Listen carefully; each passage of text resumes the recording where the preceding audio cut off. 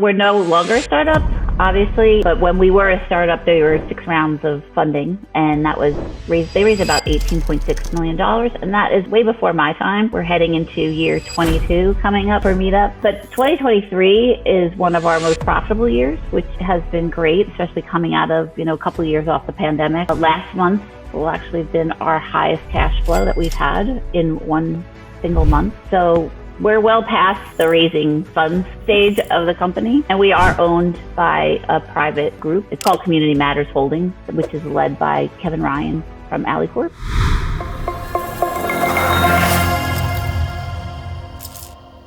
In this episode, I'm talking to Eileen Gilbertson, CMO of Meetup.com, a social media platform for finding local groups, events, and activities. As of 2023, they have over 60 million registered users globally. We're going to talk about number 1, Meetup's top 3 marketing channels: brand awareness, events, and content marketing, and how they excel in each of these 3 areas. Number 2, the secrets of community building: uniqueness, curation, and consistency.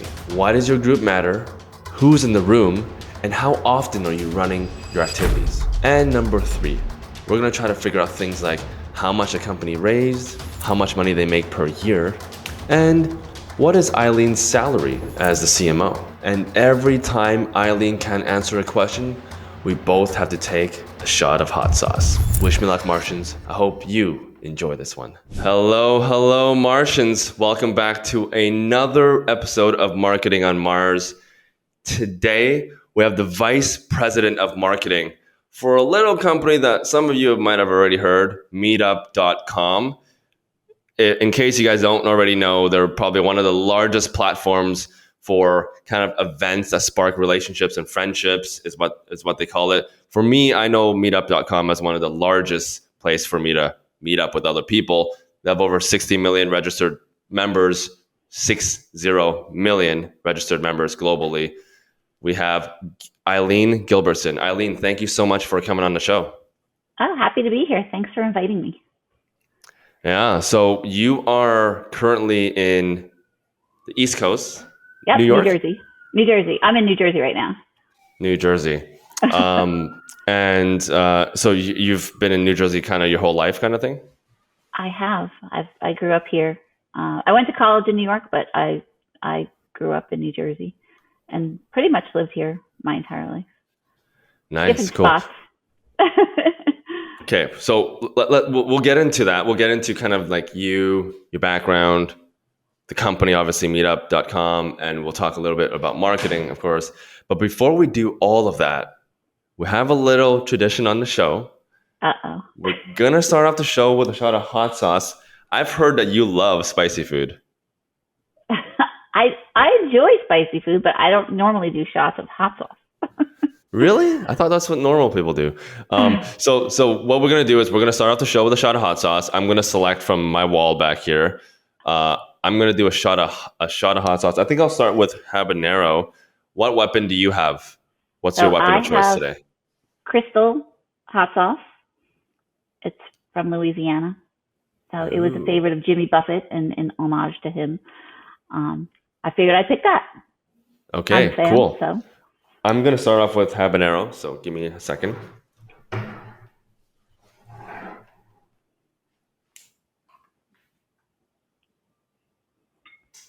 I poured a little more than I planned to, but I guess that's where we're going to start.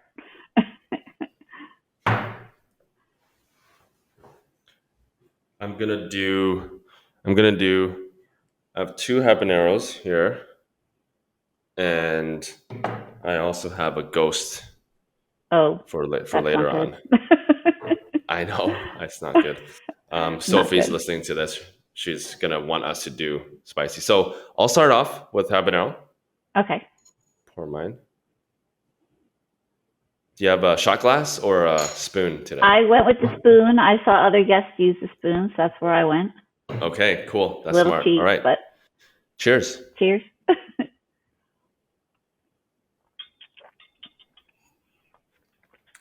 Okay. Yep. It's definitely spicy. When you take a spoonful, it definitely has that eye-watering effect. Yeah. Oof. Oof. All right. So now that we're warm, we're gonna get into your background a little bit. Tell us a little bit about your journey, and maybe a little bit about your background. Like, I know you spent almost 5 years at Meetup.com.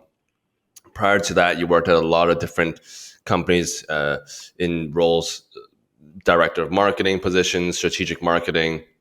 You've kind of been in the marketing space pretty much almost your entire life. You worked at Disney at one point, Yep. early 2000s. Tell us a little bit about your background and your career journey.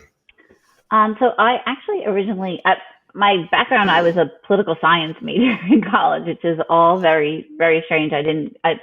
So that's how I kind of came to marketing. I worked at the Council on Foreign Relations, and I ran their magazine at the time, Foreign Affairs. And that's where I got into publishing, marketing, direct marketing at that time. This is back in the olden days where direct mail was a big thing. So I worked there for, I think, 4 or 5 years. And I worked at Columbia House, which again is an old company. I don't know if it's the company where you get 10 CDs for a penny each or something, those types of, Wow. that deal. And it was CDs. One of the largest direct marketing companies. CDs. I worked on DVDs when DVDs came out. It was such a big, cutting edge, exciting. Oh my God. CDs, DVDs. There was also like VCD. VHS tapes. That was a VHS. big, yeah. Wow. Yeah. That seems like a million years ago. So long ago, but I mean, I don't know when they stopped. I worked there until 2005. So they were around for a while. You were there for 8 years. I remember when I was little, my mother got it was a record club, and she would get the deliveries of the records each month. Oh. It was funny. I never dreamed that I would work there when I was little, but it's funny how the world comes around. So nice. And then from there, you worked at Disney for a year. I was at Disney. Yep.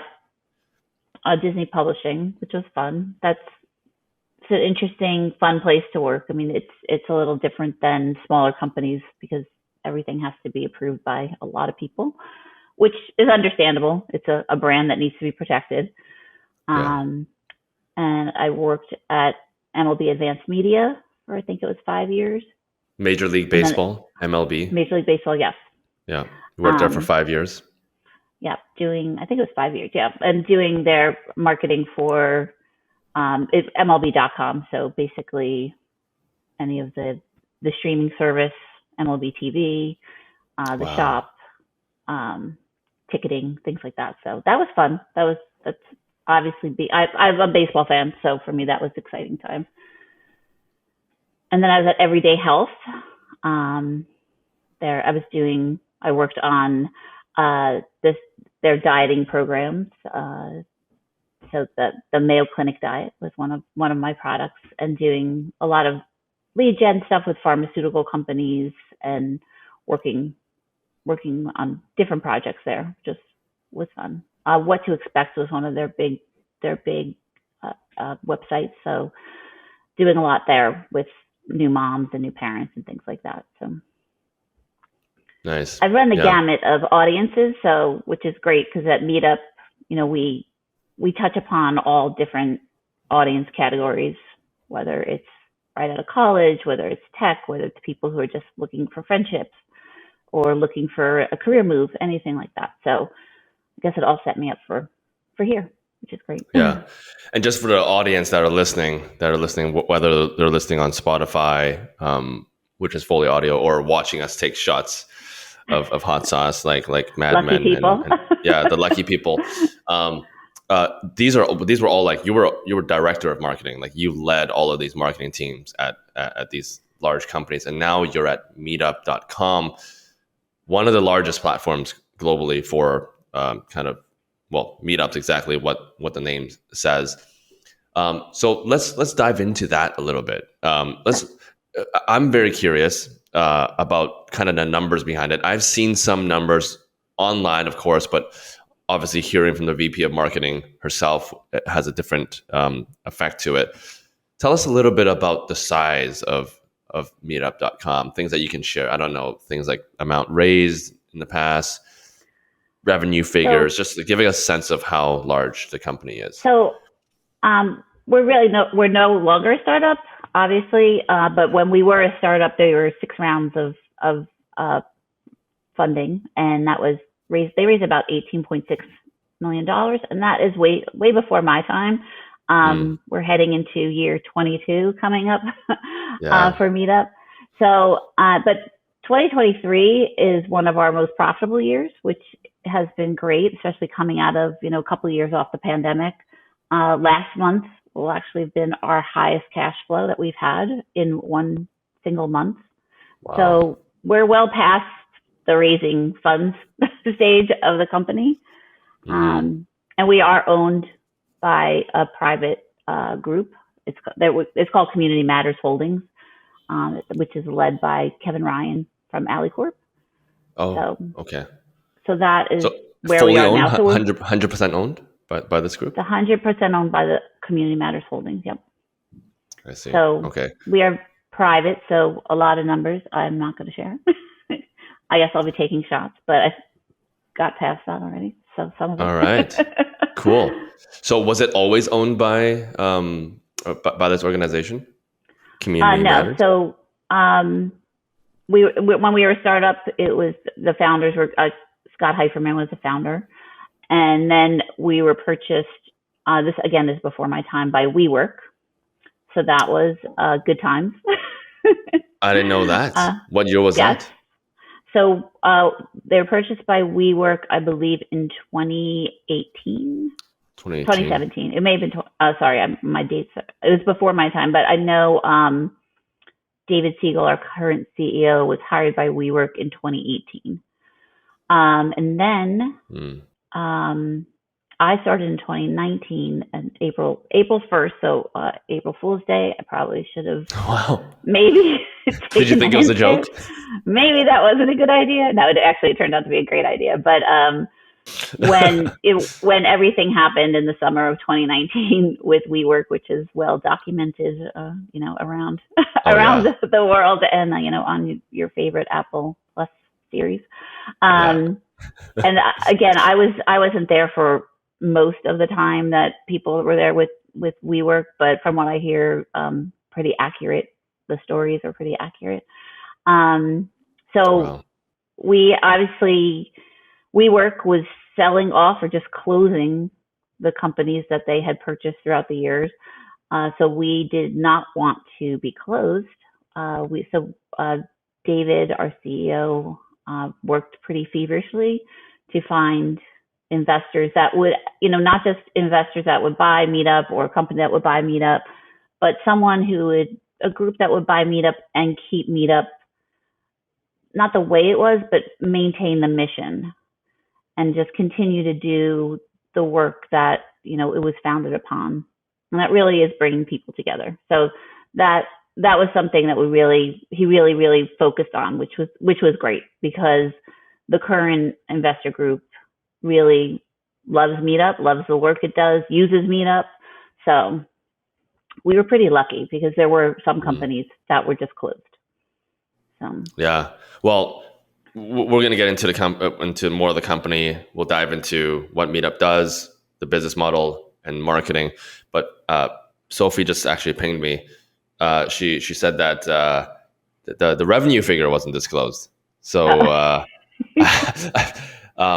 so she there's a light. There's a light. I don't know if you see the light. Guess we're doing shot number one. We're doing isn't this shot number 2? Oh, yeah. Who's counting? I mean, I am. All right. I keep pouring more than I intend to. I'll stick with habanero for this one, and we'll move up. All right. Cheers. Cheers.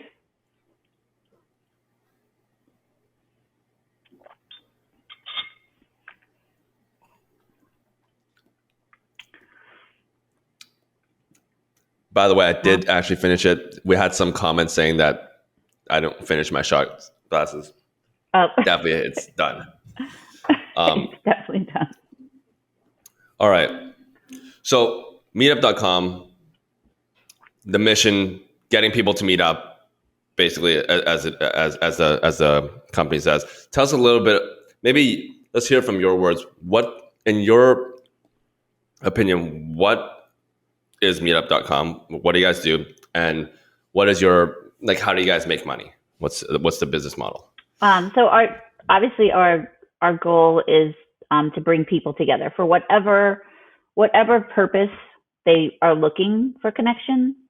Meetup is there to actually bring them together in those connections. And the one thing that we have found and throughout the years is that people come together for one purpose, and then they make friends, and then they kind of take those friendships to do other things, even if it's on Meetup or outside of Meetup. We have people that say, I met the best friends of my life. This is my circle.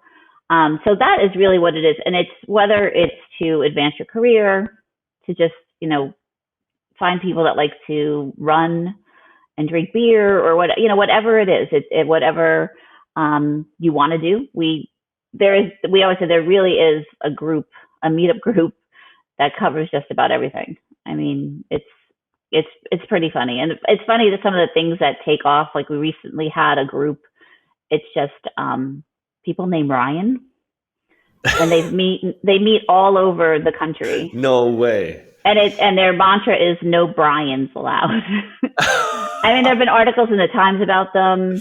They have some fun events. They had wild Rytoberfest in Brooklyn just last month.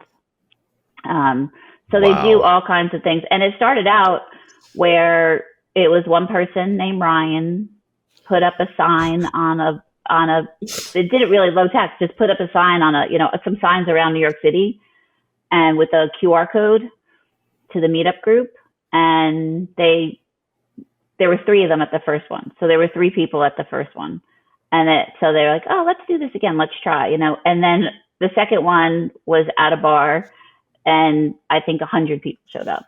And then it got covered in the New York Times. Oh, I can't remember what, there were like over 700 Ryans at their last. They're trying to beat the record of the most Ryans. I think it was not the most Ryans, the most gathering of the most people with the same name. And it's all Ryan. Ryan, no Bryans allowed. No Bryans allowed. Just no Bryans allowed. So that's like that. And then we have, New York Tech, which is all, very serious. Well, not serious, but it's about, tech and coding and building business and networking.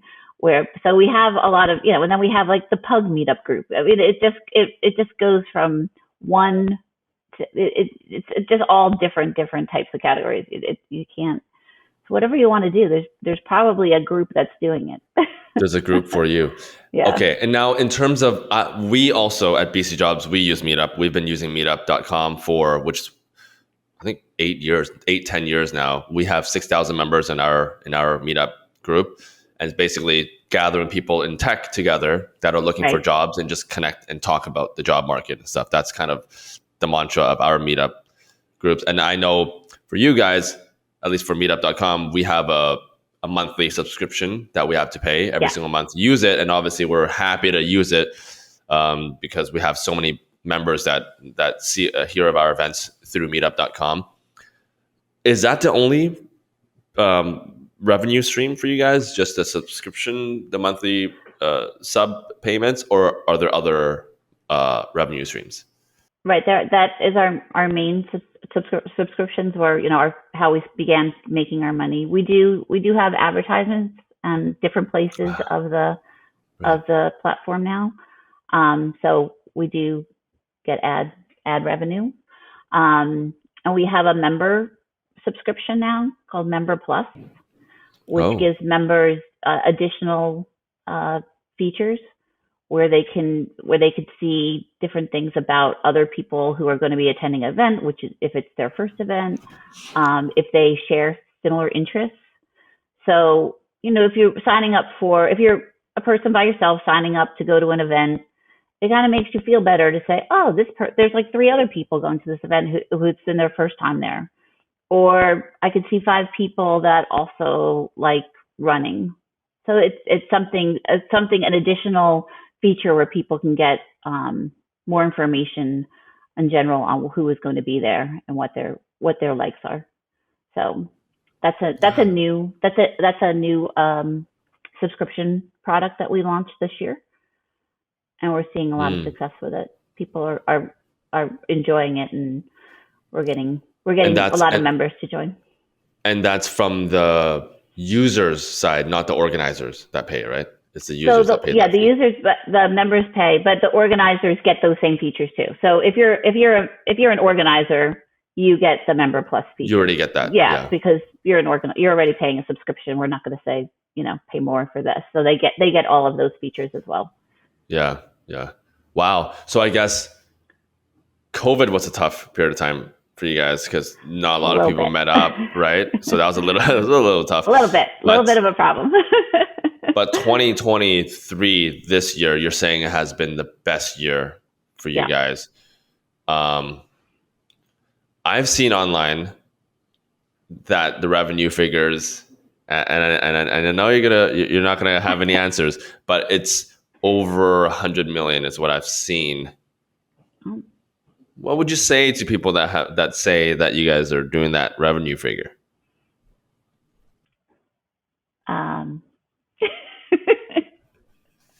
Blink I probably wouldn't once. say anything because we're a private company and we don't reveal our revenue figures. Okay. It's a lot. It's a lot of revenue. Meetup.com, obviously, very, very big company. Cannot confirm the revenue figures, but it is a big, big company. So for a big company like that, there's a lot of marketing that goes on behind it. And you currently, Eileen, run all the marketing, correct? For Meetup.com. Correct. Tell us a little bit about where the marketing goes. Like what kind of marketing activities? The brand is so strong already, and there's a million different groups or meetup groups already. What kind of things are you spending money on to ensure that Meetup.com continues to stay relevant and also get more and more members as well? Yeah, we are still trying to grow our brand awareness. You're in the tech field, so tech is really where we got started. So we're very well known in tech, but there are other areas that people don't necessarily know the brand, and different, obviously different places around the country. When you're in a big city, there are tons of meetup groups and events going on. But if you go out to, more rural areas and less populated areas, then it might not be as well known. So that's one of our goals. So we do brand awareness. We do CTV, and we use social media for brand awareness as well as acquisition, but it's part of our brand awareness strategy.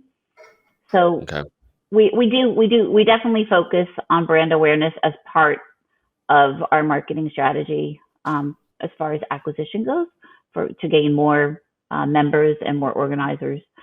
But I feel like it all works together. So you have the top of the funnel, which is paid social, and then as you go through, we also have affiliates, and it's just, Google search and Bing search are two of our, and paid search is probably one of our larger areas that we focus our budget on. Mm-hmm. And we do that because, like you said, there are a ton of meetup groups. So if we're looking for people who want to, with the intent to start a group, we obviously go into just the meetup landing page where they just see a bunch of events and things like that. Although we do have call to actions to start a group on those pages as well. But we want to send them to someplace that tells them like what meetup is about and why meetup is, a good fit for them. Yeah. Okay. So brand awareness, top of funnel, you got paid search, Google, Bing, paid social, affiliates. Anything else aside from brand awareness campaigns that you guys spend on? You guys run events yourself? We do have events ourselves. We have the largest meetup group is Meetup Live. has over 200,000 members. Wow. And that group we started during COVID because we wanted to show people how they could still use Meetup and not meet in person. And not have to meet up. You don't have to meet up in person. That's our preference. And as everyone's found during that time where we couldn't get together in person, now everyone's like, it is our preference. It is our preference. Yeah. But we can, as Meetup, we can reach an audience globally and from all over the country when we have an online event. And that's when Meetup Live was started to, first of all, show our organizers and members things they could do online that still fostered, connection and communication. And then we also had organizers that we talked to who had creative ways of doing, just that. So we had one group it was a running group. How can you run online? You can't run online, have GoPros or something. I don't know. Yeah. So what they would do is they would set an event time and they'd say, okay, at 5:00 on, Thursday, we're going to run 3 miles. And then instead of meeting at the bar that they all met at, we're going to hop on this Zoom link with your favorite beer and talk about your run and drink our beer and what happened normally. And they had a great time. And talk about the run. So I'm not a runner. So I think runners like to talk about like how they felt or if they went fast or if their pace, things like that. Interesting. But the other side of that was that there were people who were formerly part of the group, but moved away and couldn't participate in person. So then when Are Brian's allowed in this group? Brian's are allowed in every group except the Ryan group. Except the Ryan group. They have a strict no Brian's. I'm writing notes. I'm trying to figure this out. Okay, wow. So Meetup lives were a big thing. So events is a big thing. Now 2023 events are back in action. What events are still focused on the live online events, or are you Meetup.com starting to do more IRL events as well? So we do still do our Meetup live events, and they are online. But we go into different cities when our CEO is speaking at a conference. We just had an event at we had an event at South by Southwest, not last year, but the year before. So that was a success. And we usually partner with our Meetup organizers. So in order to make, it really authentic, and we'll have our CEO, David, go speak at the event, or other, Meetup employees go and just give out swag, talk to people, and just, we like to hear like what people like about Meetup. And it's just, for our Meetup organizers, it's fun for them to just have Meetup come and support them. And we've done it in New York City. There's a tech group that we've done a couple with. So instead of doing just standalone Meetup events, we like to partner and try to like boost the success of our organizers. Yeah. Well, we should talk. I'm actually flying out to Toronto for a founders breakfast. Oh. I'm flying in 4 hours actually. Oh. And basically we have 72 founders, mostly based in Toronto. Some are flying in from New York and other cities, and we're just gonna have breakfast. Brian's and Ryan's are all allowed. Everyone's allowed. You're very inclusive. I like that. as long as you're a founder, so all the founders are like about 30%. So not that inclusive. Not that inclusive. You got to be pre-seed with traction or seed plus. So you have to have raised some money. So we have about 60 founders and about 10 VCs coming out, and just going to have breakfast. And for me, I also really liked what you said about just being creative and having fun. Yeah. earlier with some of the meetup groups. That's what I like to bring to I just feel like things should be fun. Hence, we got hot sauce on the show. Yeah. Like I just think the world needs more fun, even if it's in a business setting. We can be serious and also have fun at the same time. Is what I truly Absolutely. believe. I mean, definitely. I mean, that is one of the values of Meetup and for its employees is to be authentic, to be yourself. Like to have to go to work and pretend to be someone else. I mean, it's just draining. It is. And one of the event I couldn't think of, we were at CMX just last month, and we had an event, and speaking of, there were these cards that kind of an icebreaker card, and they just asked like silly questions. I can't off the top of my head, like what's your secret talent, or what's something no one would know about you, just different questions. And the cards were reviewed on TikTok by a swag reviewer, which was pretty funny. I believe they were at that event, and our cards got a great review. So, wow. But it was just, again, like we try to do things that, like, not crazy, not really that big of a lift, but still like people enjoy them, and it bringing people together in just different ways. So these are cards that meetup.com designed and created? The marketing team designed them. Send it over. We'll use it at my next founder events. All right. I'll definitely I'll have to get a deck. They didn't give me one. I didn't go to CMX, so I don't have them, but I'll definitely send it over. We'll use it. We'll use it for sure. So aside from taking it back, aside from brand awareness, we talked about all the different ads. You spend a lot on ads, and then got events. Between those two, is that basically the top two? Is there another third that comes to mind for marketing? And we do content marketing as well. So we have a blog, so we do a lot of content marketing.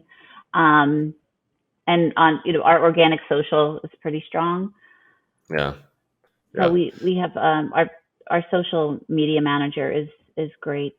They come up with a lot of fun things. So between these three buckets, marketing awareness, events, content marketing, what % of your of your marketing spend do you think goes in each bucket? I'm not going to break down each, but I will tell you, paid search gets a big part of the budget. 60%? Big, like 60, 70%? Or 80%?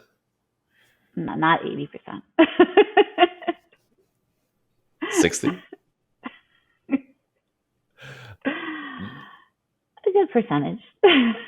As a percentage, yeah. We won't talk about the actual numbers, but about 60%. Yeah. No, I mean, I would say not quite 60, but between 50 and 60%. Between 50 and 60. And then of the 40% split, what do you think goes into events versus content marketing?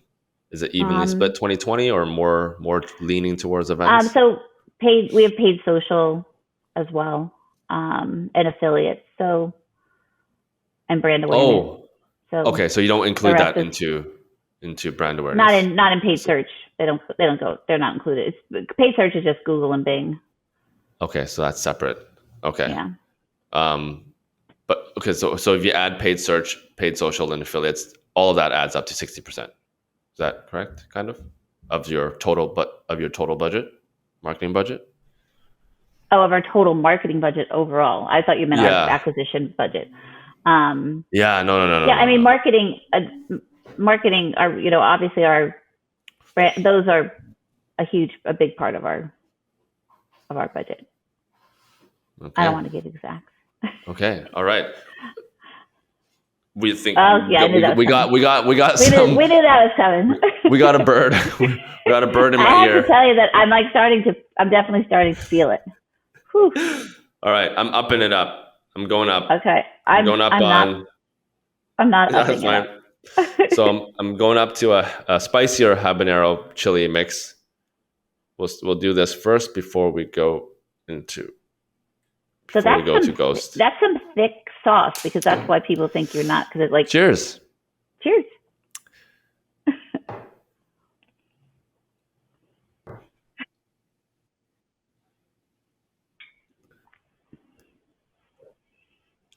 Wow, that was a I'm on sizable fire. amount. Whew. Why did I not have water? Oh, All right. So we heard a little bit about what's going on with the marketing budget. We know majority is in paid search, but now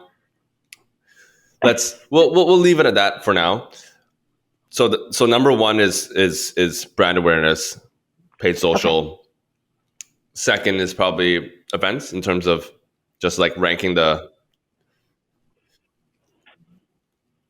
Events and content marketing, events, okay. partnerships. We have some Okay. partnerships. So second is events, and then third will be done. content marketing in terms of like how much is being spent in each section. Obviously, we can't talk about the marketing budget Right. as well. We'll avoid that because I don't want to do another shot for for this area. But Okay. let's talk a little bit about paid search. So paid search, it sounds like paid search is by far the number one channel for you guys, right? In terms of ROI. So, right. Well, it's hard. I mean, I wouldn't just say Right. that's you can't do paid search without the others, right? Because no one's searching for your brand or your keywords Yep. without brand awareness, without paid social. So you can't, in the end, we have an attribution model. So we will give credit. We can see obviously through analytics, the touch points of one of our organizers, how they convert, and where members are coming from. So we have an attribution model where we can see, so we kind of break down the attribution based on where they've clicked along their journey to becoming a meetup organizer. So you can't just say, yes, the last click obviously has the best ROI, but exactly. You can't really just you so wouldn't have that. What is the typical attribution kind of cycle looks like for you guys? If you guys have like the top 2 or 3 platforms, like what does a typical user do for you guys? So we have a 60-day attribution, especially for our organizers. To become an organizer, as you know, you have to first have an idea. You need to have a group, it might be something to do with I don't know why. Maybe the hot sauce, something. Maybe the hot sauce. Maybe the hot sauce. So there has to be, even if you're like, I'm going to do this, and you get excited to do it, sometimes as you get through the process, you're like, oh wait, I want to think of something better for this. So, and you go back to it. So, it can be like I said, we have a 60-day attribution model. So not everyone takes 60 days, but we'll look back 60 days to see the journey of where they touched. And a lot of times they'll come back and become a member first, and then become an organizer. And the 60-day. So. What's your marketing stack? Like, what do you guys use to measure all the attributions? Is it a private stack that you guys created, or do you guys use a third-party platform? Right. So we use Google Analytics data, and then there's a company called SpringHub, who we use their platform. Okay. And you've always used measure the attribution. And we also we use Looker as well to Okay. And for the audience that's listening, can you explain a little bit about kind of your opinion on first touch versus last touch, and do you have like a weighted? Do you weight kind of first touch more important than last touch, or what's your philosophy behind this attribution model that you guys use? So I first touch and last touch get the higher weight, because those are really the most important. Like what spurred them to click and look, get more info about Meetup. And then what did they use to get, to make the final decision? Like a lot of times that would be paid search, because obviously you say, oh, okay, I want to do this. Let me Google or Bing Meetup. I don't want to. So, and they go there and they'll see our ads, Right. and then they'll make the final push. We also obviously have retargeting ads and things like that go out. So if they start the start, we call it a start flow. If they start the process to become an organizer, we know exactly where they are in the process, and we'll retarget them, and then they'll come back to the same spot. So it's not like they don't have to start all over again. So they'll come back to where they were. Are there certain platforms that you prefer to use for the retargeting? Finalize their when it comes to retargeting, is there certain ones that you like the most? We use GDN, and we use Criteo are two of our main. We also do retargeting. Okay. Which of those three, Facebook between well. Facebook, Criteo, and GDN, do you think has the highest ROI when it comes to retargeting?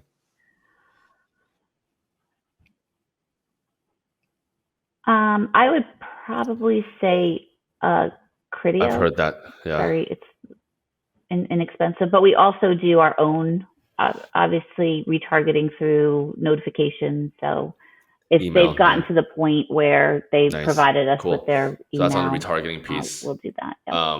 And then for the top of funnel, you mentioned top of funnel is probably the most, you spend the most there for top of funnel. What is your preferred platform for top of funnel? Because there's like different platforms have different costs associated to them. So we do CTV. So that's where we do most of our video, and then there's retargeting through CTV as well. The agency we use to do that. So basically streaming on different. Different, which ones work the best so far, networks. in your opinion? So right now we buy it the way we buy it through the agency. We target it through categories. So we're not necessarily picking a specific streaming network. We're picking a category, and they buy it. It's kind of like programmatic. So they'll buy it, and then we target it based on what we're targeting. So new movers is a big one that we. So, and that's, it's pretty even obvious. A new community. People come to a new city and they want to meet people. Yeah. A new community, it's all even different life stages, people, it really is people who are newly out of college, people who are newly divorced, people who are newly retired. Like they're doing something different than what was their normal routine. And now they need to find people, and, sometimes like if you retire, you leave your work friends behind. They're going to work every day, and you're, maybe you don't want to hang out on the golf course. Maybe you want to do something different. So, maybe part of that is joining a networking group and helping mentor people. I mean, there's all different kinds of things you can do. And there's definitely groups and it might not even be a group that's for retirees. It can just be, just like I said, a tech group, and they want to help mentor people. So I'm going to join this group and help other people. Interesting. So for like Google search, obviously it's very easy. There's certain keywords that people will type in if they're newly moved or new homeowner. Right. What about for TV? What do you think? What kind of things are agencies looking at, or are you guys looking at to know whether they're a new mover? So well, they have all of that data. Like I said, it's kind of like programmatic, so we could see who's new movers, people who are interested in outdoor sports or events, live events, in-person events. They're all different things that you can target to find your audience, just based on their activities. Cool. What they want to do. So. And then lastly, we talked about brand awareness, events, content marketing. Is there anything new that you guys are looking to test out in 2024? maybe a new channel or something to add on to your current stack? Um, so one of the things we are really looking to do, which, it can be expensive, but now there's a lot of new technology around it that it makes it a little easier, is out of home. So now that, Yes. bus stops and subway stations now have digital, so it's a little easier than like printing the big thing that goes on the side of the bus. I think even buses have the digital, like taxis have those digital signs, and they're in full color. We did have a video in Times Square last year. Which was pretty cool. So that was fun, but it was just a Was it effective? a 1 day thing. Was it worth the money? That we, it was just a 1 day. Worth all the we money didn't in pay the world. anything, so it was worth all the money.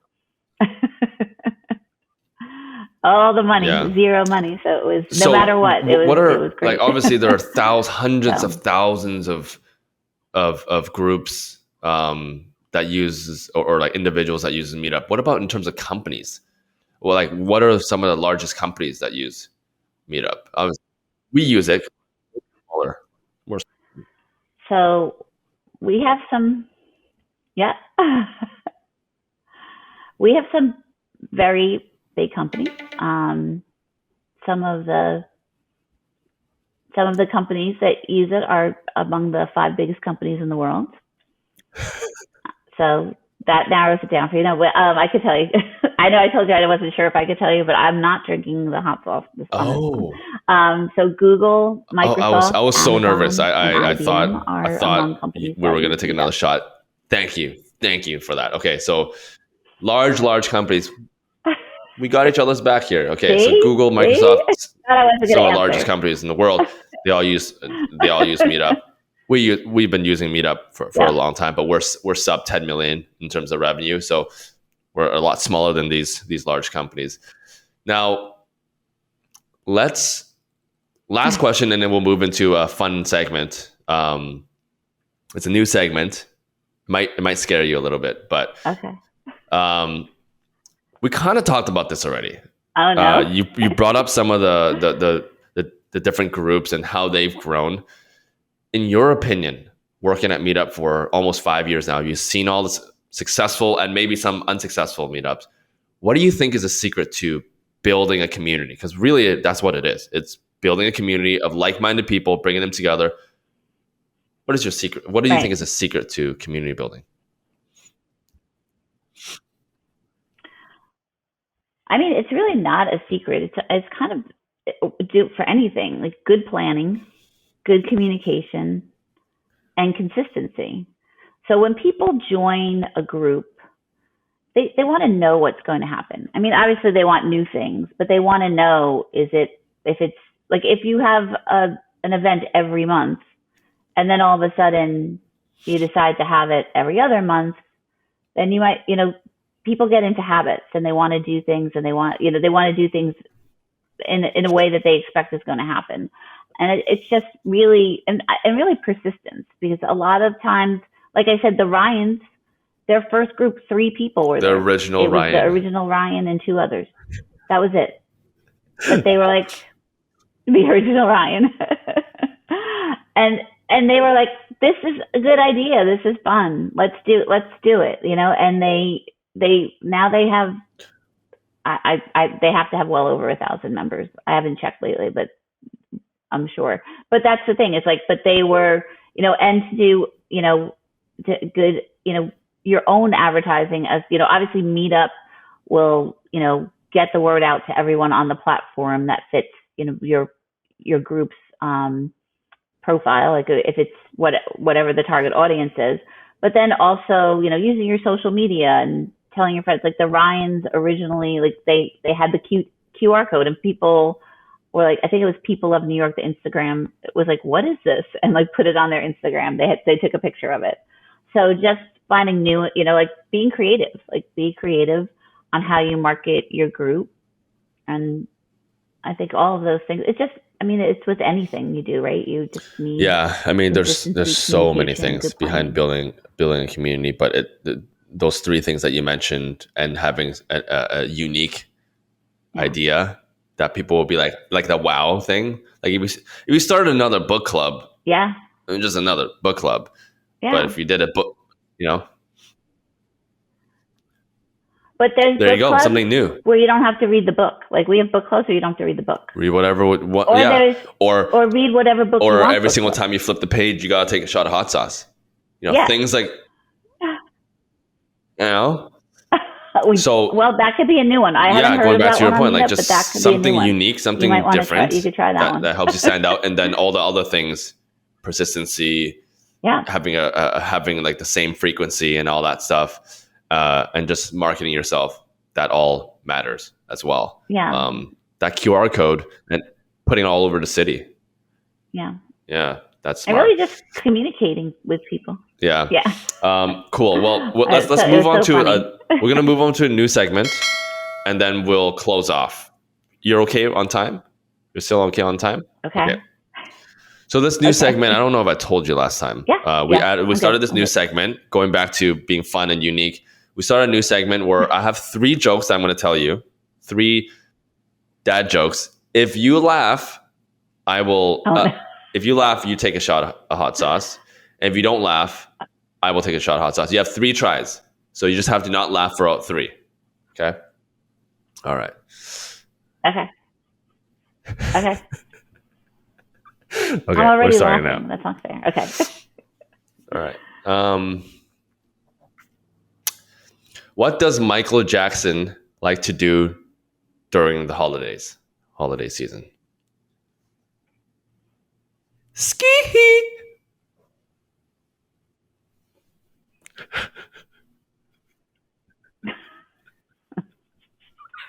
Sorry, I laughed as well. Joke. You don't have to. Here I go. You don't have to do it yet. You don't have to do it yet. So you lost already. But if you can successfully not. If you can successfully not laugh at these next 2, then we'll do it together. Okay. You already lost, but now there's a chance for me to take it if you don't laugh. All right. Okay. You just have to not laugh at one of the next 2. I'm not gonna laugh. All right. My girlfriend was driving the other day, and she crashed the car while listening to Adele. She was rolling in the Jeep.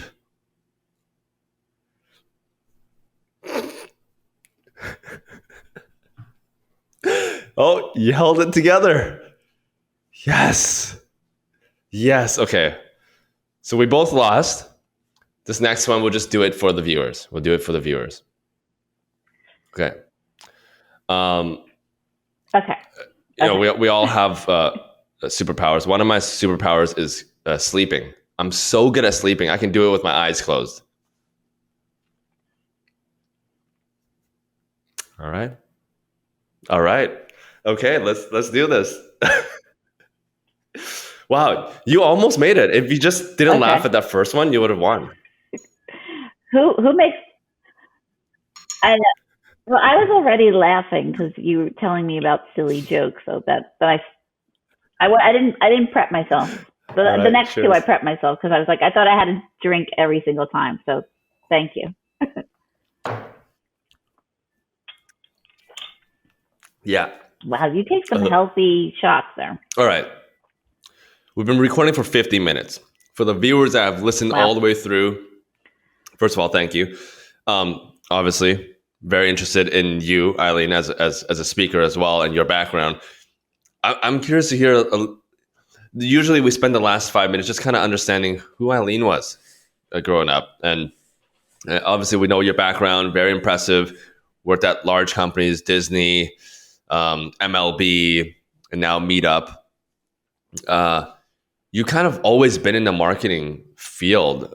What got you into marketing in the first place? Was there something like you like to be creative, or?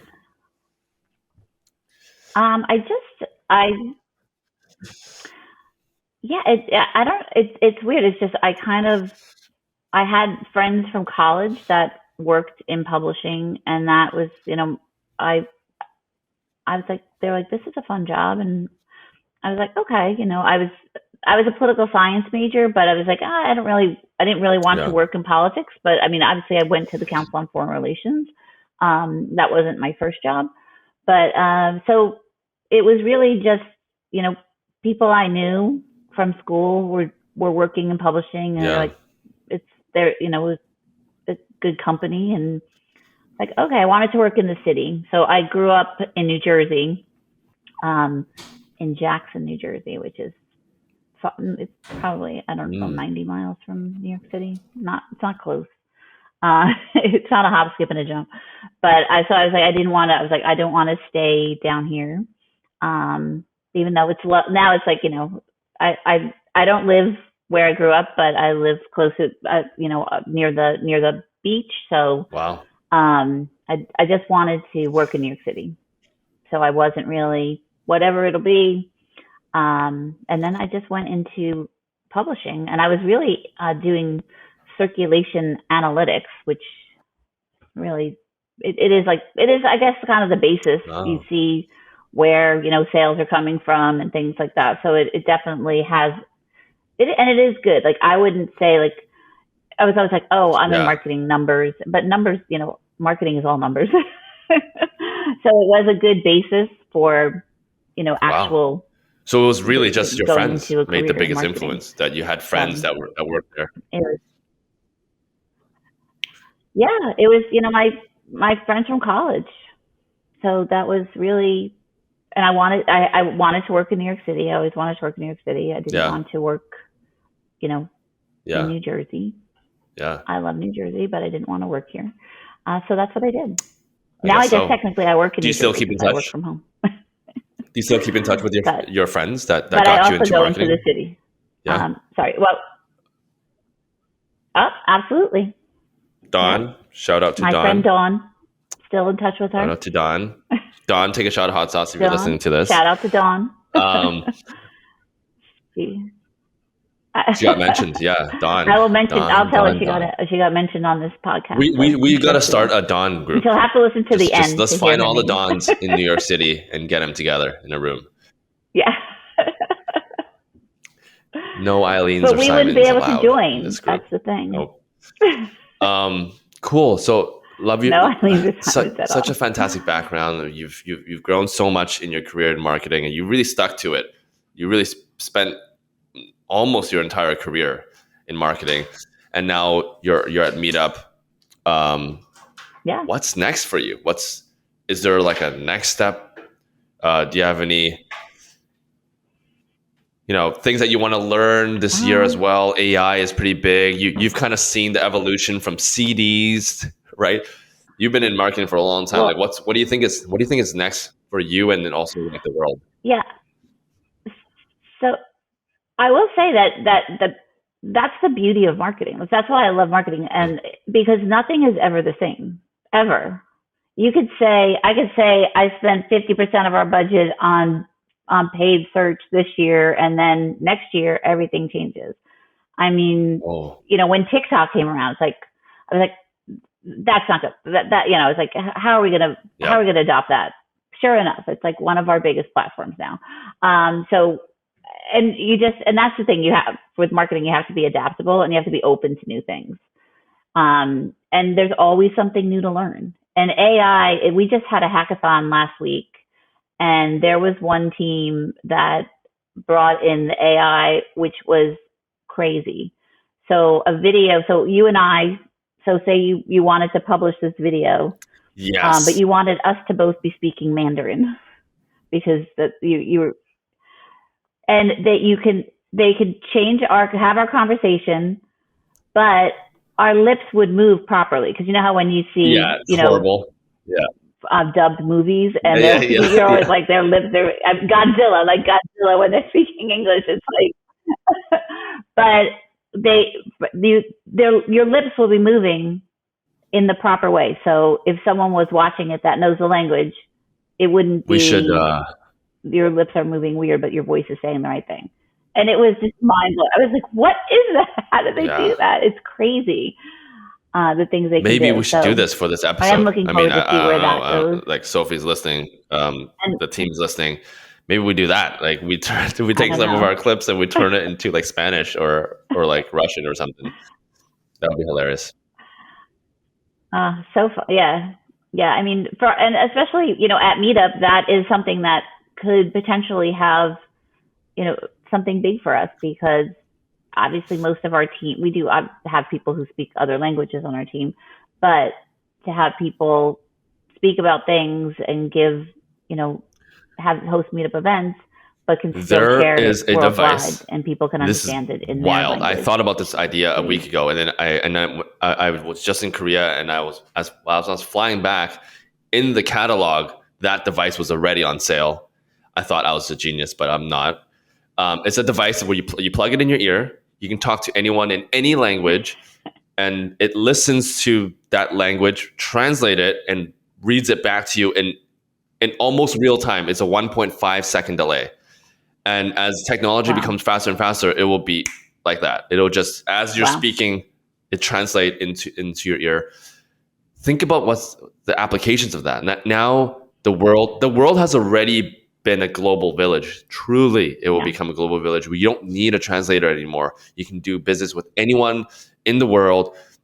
It's just it's crazy what the world is gonna be in the next 5 years. It's amazing. It's exciting, scary, but change is always a little scary, which is you just have to go through it. Well, Eileen, it has been a pleasure speaking with you on the show. We dove into so many different things. I think we took about four shots or 5 shots of hot sauce. I can't think right now. My brain is sorry. You saved one. I'll remember that. We should definitely. I saved you one though. Remember that. I will remember you. I remember all the Ryans and the Bryans and Don. We're gonna remember Don as well. Don't forget Don. This was super fun. We'll definitely have to do this again, round 2 at some point. Maybe we would change it up. No hot sauce. Maybe we change to some other kind of beverages. We've done some tequila on the show once in the past. Oh boy, yeah. Oh boy, super fun for people listening. What's the best way for them to follow along your journey or Meetup or Meetup's journey? Like whatever you want to plug in. You follow us on LinkedIn, Twitter. You don't post. You follow me on Twitter. I mean LinkedIn, Twitter. I don't post. I just post. Be careful. X. Sorry. I don't put. Meetup does post on X. Meetup is on Instagram, Threads. Oh, okay. TikTok. Our TikTok channel is pretty fun. A lot of fun. So I would recommend checking that out. Okay. Well, thank you so much. And I'm on LinkedIn. So Eileen Gilbertson. I don't think there are a lot of us on there. So well, thank you so much. I'm easily found. We will definitely have to do round 2. Goodbye. Thank you, Simon. Hey, hope you enjoyed that episode. I know I did. My mouth was burning on fire for about 30 minutes there. So I had to take a quick break before I recorded this. But I really just wanted to say thank you for tuning in. Most of us work at home nowadays and we're all just in our pajamas, in our t-shirts and in our hoodies. It just feels really fun and really light. And that's the kind of vibe that I'm trying to give. If there's anything that you want to add into the show, new segments or new topics to talk about, feel free to throw it into the comments below. Thank you so much again. Would not be here without your support. Until next time, peace out. Hope to see you soon.